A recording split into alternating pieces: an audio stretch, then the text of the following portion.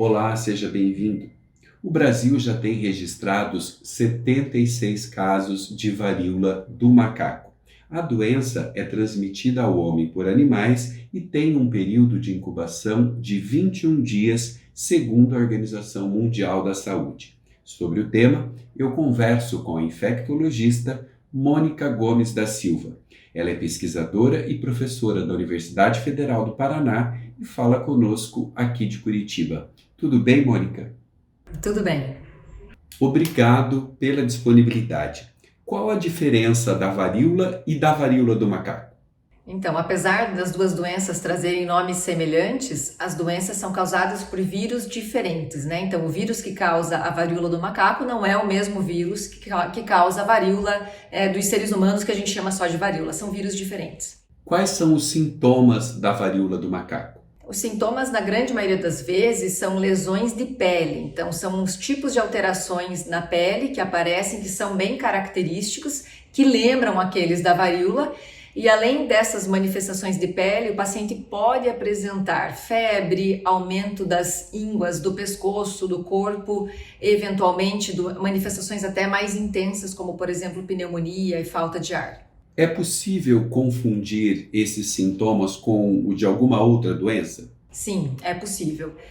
Em especial, se a gente for pensar nas lesões de pele, elas lembram de alguma forma algumas doenças outras infecciosas que também se manifestam com alterações de pele, como por exemplo o herpes zoster. Então, eventualmente pode haver alguma confusão na apresentação cutânea, na apresentação de doença de pele, por isso que é importante a gente tentar diferenciar as duas condições. Como fazer o diagnóstico, então? A partir do momento que eu tenho suspeita de uma lesão de pele que eventualmente pode ser relacionada a essa doença, é importante procurar auxílio médico, né? Eu devo não sair de casa na medida do possível, mas eu saio para procurar auxílio médico para fazer diagnóstico.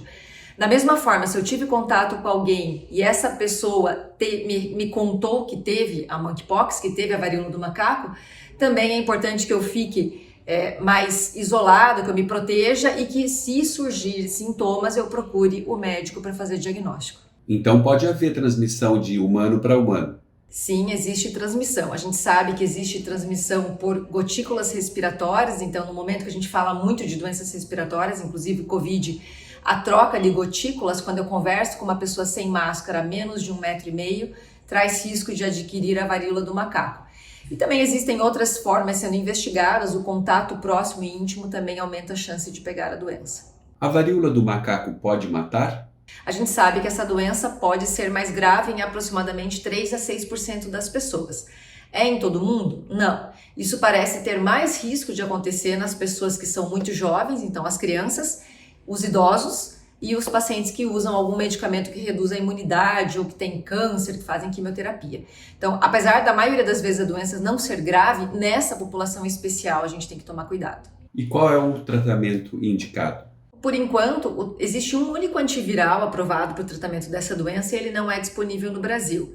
Então, até o momento, o que se faz é diagnóstico, observação das pessoas que estão com a doença, tratamento dos sintomas, então a gente dá suporte para aquele corpo, para que ele se sinta bem, né, durante o período que está com a doença, para que não tenha desconforto e que da mesma forma não desidrate, enfim, evitando complicações.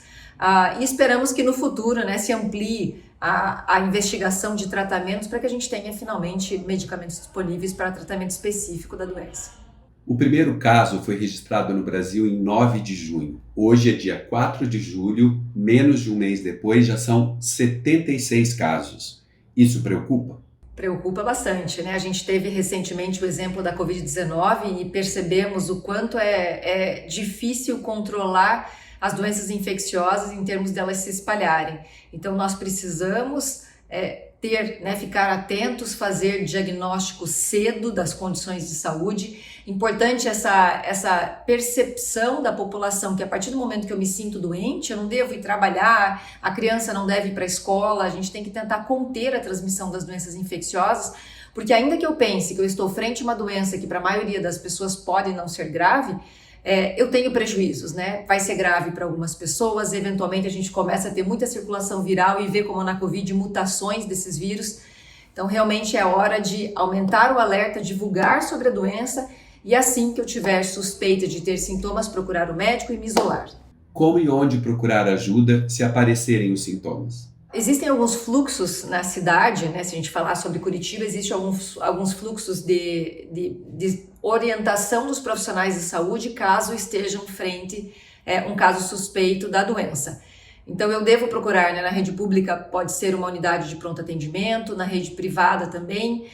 Não existe um local específico para o atendimento. O que existe é uma orientação de toda a comunidade dos profissionais de saúde para que orientem esse paciente como proceder e também façam com que esse paciente tenha acesso ao diagnóstico específico o mais rapidamente possível para que se conduza o caso da melhor forma. Mônica, obrigado pela entrevista. Eu que agradeço pela oportunidade e até a próxima. E a você, obrigado pela atenção e até o próximo vídeo.